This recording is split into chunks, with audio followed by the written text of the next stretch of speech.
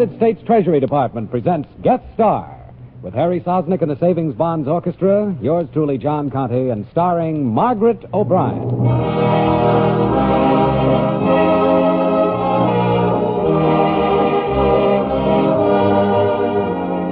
How do you do, ladies and gentlemen? This is John Conte, your host for Guest Star, a transcribed feature for Savings Bonds presented by this station as a public service. Saving today means security tomorrow. Insure your future through the regular purchase of United States Savings Bonds, the finest, safest investment in the world. And now to open the show, here's Harry Sosnick and the Savings Bonds Orchestra in a special arrangement of Cactus Polka.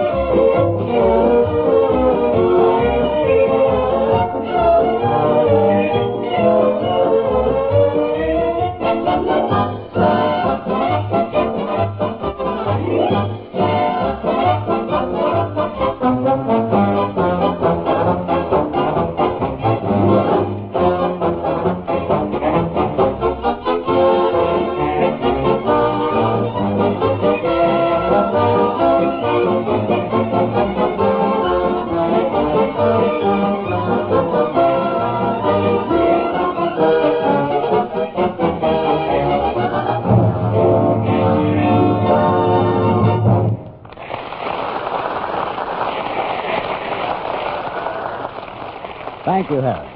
And now it's my pleasure to present our famous guest, the lovable young motion picture star, Miss Margaret O'Brien. She stars in a sketch titled Just Plain Jane, written by Harry Lawrence especially for this program. We take you to Hollywood and our narrator, Rod O'Connor. Miss Randall's School for Girls was quite exclusive. Plain little Jane got in there because her older sister was the best cook Miss Randall ever had. Jane paid for her tuition by waiting tables and running errands. In spite of this, Miss Randall treated Jane exactly like all the other girls. She bawled her out just as often. Jane, you should be ashamed of yourself. Yes, Miss Randall. Can you explain how I happened to find lipstick and rouge in your room? I guess it was because I didn't hide them very well. This is no joking matter, Jane. You knew, of course, that Gerald Stanley, the motion picture star, is coming here for dinner this evening. Yes, Miss Randall. As you also know, he's coming to Randall's to choose a young girl for his next picture.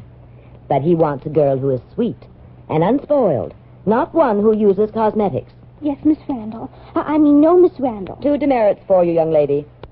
Now run along and get the butter and vegetables for the dinner out at Fairbrook Farm. You may ride your bicycle, but be careful. And that's all. Yes, Miss Randall.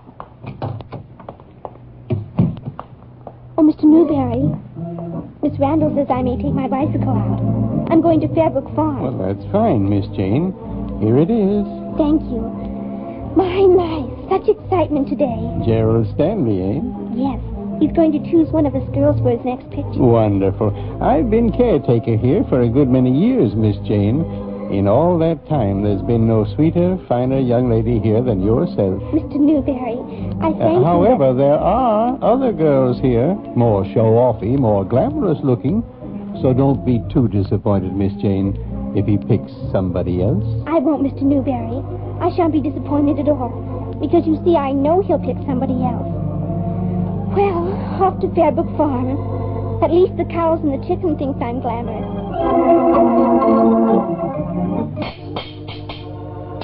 Oh, hello.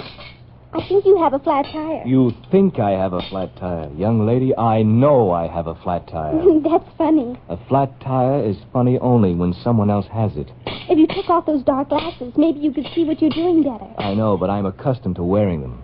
Besides, they make the world look as gloomy as I feel right now. Where is Miss Randall's school for girls? Back that way. I know I go there. Oh, is that so? What's your name? Just plain Jane Smith. And where, just plain Jane Smith, are you going on that mighty fancy bicycle? To Fairbrook Farm for butter and vegetables.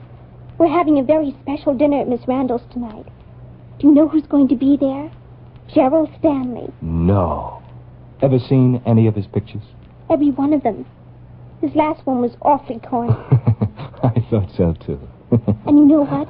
He's going to choose one of his girls to be in his next picture. Oh, fine. Maybe he'll choose you. Oh, no. I'm just plain Jane. There's so many lovely and talented girls at Miss Randall's. How is the old girl? Miss Randall? Mm-hmm. She's very strict, but perfectly fair. I like her. Even when she bawls me out like she did this morning. Oh? What for? Sally Stone, my roommate, hid her lipstick and rouge in my keepsake box. Miss Randall found them and thought they were mine. What did you tell her? I'm no snitcher. I just said, yes, Miss Randall, yes, Miss Randall. Atta girl, Jane. You're all right. Well, I can't fix this tire. Where's the nearest telephone? At Fairbrook Farm, about 2 miles down. Can you ride a bicycle? Oh, I think so. I used to ride one. Then you could do the pedaling and I could ride on the handlebars. Jane, it's a deal. Wait, I'll hold it while you climb on. You all set? Yes. With those dark glasses on, I hope you can see where you're going. If we end up in a ditch, I'll be a plainer Jane than ever.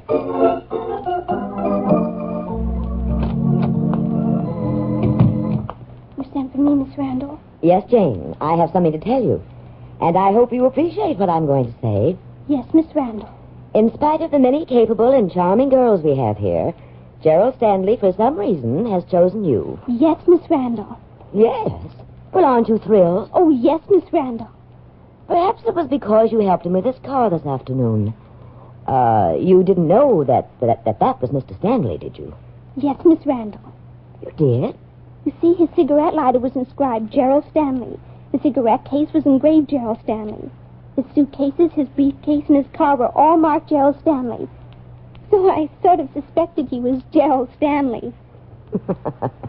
Jane, you may be plain, but you'll get along. Yes, indeed, you'll get along very well in this world. That's all. You may go. Yes, Miss Randall. Yes, Miss Randall. Oh, brother, yes, Miss Randall.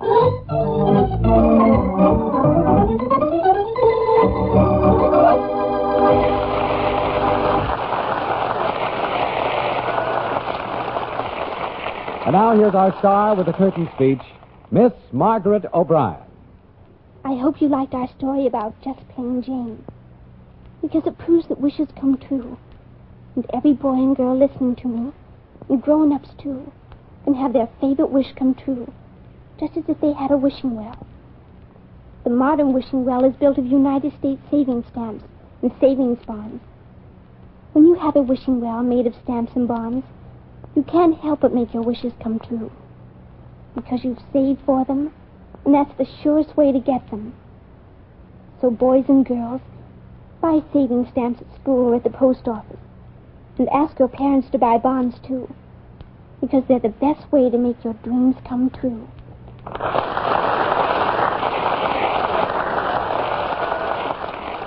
Thank you, Margaret O'Brien. And now Harry Sosnick and the Savings Bonds Orchestra conclude the show with Mr. Sosnick's own arrangement of the lovely Younger Than Springtime from South Pacific.